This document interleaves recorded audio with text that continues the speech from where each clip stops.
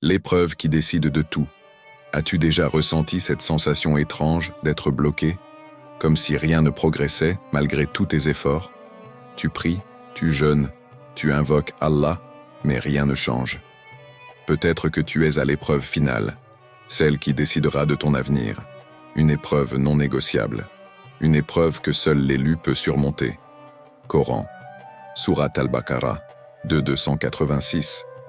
Allah n'impose à aucune âme une charge supérieure à sa capacité. La nature des épreuves. L'histoire de Moussa, Moïse, paix sur lui. L'épreuve frappe souvent quand on s'y attend le moins. Elle surgit comme une ombre imposante, étouffante, nous laissant croire que tout est fini. C'est exactement ce que Moussa, paix sur lui, a vécu. Imagine, le sable brûlant sous ses pieds, le vent chargé de cris, et cette mer immense, infranchissable, devant lui. Derrière, le fracas des sabots, les hurlements des soldats de Pharaon qui approchent. L'étau se resserre. Il n'y a pas d'échappatoire. Dans un moment pareil, le cœur humain vacille, la peur murmure. C'est terminé. Il n'y a plus d'issue. Mais Allah ne l'avait pas abandonné. Il ne l'a jamais fait. Sourate Ash-Shu'ara, 26-63. Alors nous révélâmes à Moïse, frappe la mer avec ton bâton. Elle se fendit alors, et chaque versant fut comme une énorme montagne. Imagine cette scène. L'eau s'élève, se dresse en muraille gigantesque, et un passage se dessine là où il n'y avait rien. Ce qui semblait être une impasse devient un miracle. Ne sommes-nous pas parfois, à la place de Moussa, paix sur lui, acculés par des problèmes, prisonniers d'une situation qui nous semble sans issue? La peur, le doute, l'impatience nous envahissent. On se demande « Pourquoi moi? Pourquoi maintenant ?» Mais si cette épreuve était, en réalité, une porte cachée, un passage que seul Allah peut ouvrir au moment exact où il doit l'être? Rappelle-toi, Allah n'abandonne jamais celui qui place sa confiance en lui. L'épreuve n'est pas là pour briser, mais pour révéler. Elle te demande une foi inébranlable, une confiance absolue. Alors, quand tout semble perdu, pose-toi cette question. Et si, au lieu de me noyer dans le doute, j'attendais simplement que la mer s'ouvre devant moi? Le test le plus difficile. L'abandon total à Allah. Le plus grand test n'est pas la souffrance, ce n'est pas la perte, ni la douleur.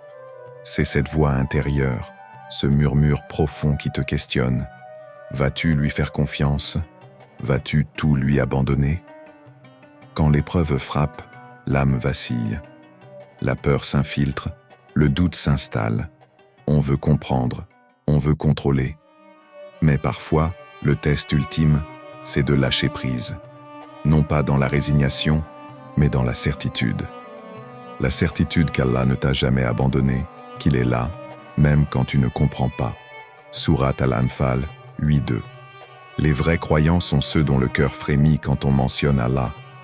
Et quand ces versets leur sont récités, cela augmente leur foi. Regarde Ibrahim, paix sur lui. Un père, un prophète, un homme éprouvé. Imagine son cœur lorsqu'Allah lui ordonna de sacrifier son fils bien-aimé Ismaël. Un fils qu'il avait attendu des années, un fils qu'il aimait plus que tout. Il aurait pu refuser. Il aurait pu questionner. Il aurait pu chercher une autre voie. Mais il n'a rien fait de tout cela. Son cœur n'a pas vacillé. Il a accepté, sans hésiter, parce qu'il savait, derrière ce test, il y avait une sagesse. Derrière cette douleur apparente, il y avait un plan divin. Et alors qu'il s'apprêtait à accomplir cet ordre, Allah l'arrêta et remplaça Ismaël par un bélier. Ce n'était pas un sacrifice, mais une leçon éternelle, l'abandon total à Allah. Alors pose-toi cette question. Quand ton épreuve semble insurmontable, que fais-tu? T'accroches-tu à tes peurs, à tes désirs, à ton incompréhension? Ou fais-tu confiance à celui qui voit ce que tu ne vois pas? Lâcher prise, ce n'est pas perdre. C'est gagner. Gagner la paix intérieure, gagner la sérénité, gagner la certitude qu'Allah ne teste jamais une âme au-delà de ce qu'elle peut supporter. Et si, au lieu de lutter contre l'épreuve, tu choisissais de t'y abandonner, en sachant qu'Allah a déjà tracé le chemin, pourquoi rien ne bouge? L'importance du tawhid, monothéisme pur. Rien ne change, rien n'évolue. Tu pries, tu espères, tu invoques, mais le silence demeure. Alors la question se pose. Pourquoi? Regarde autour de toi.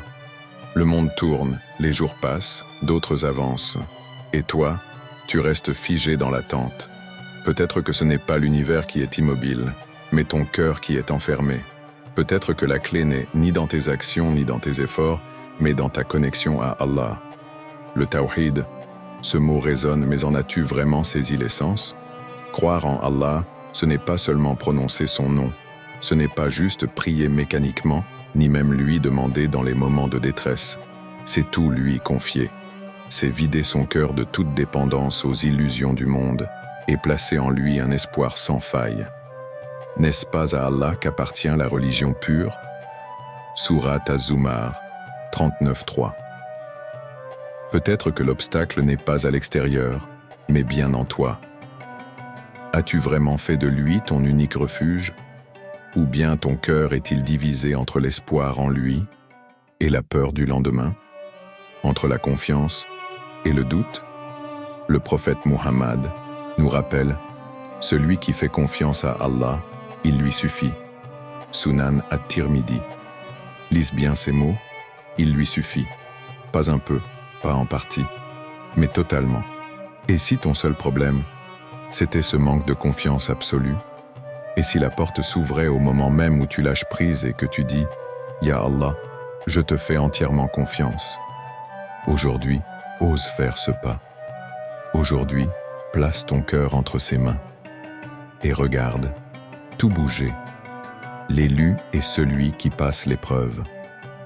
Les élus ne sont pas ceux qui n'ont pas d'épreuve.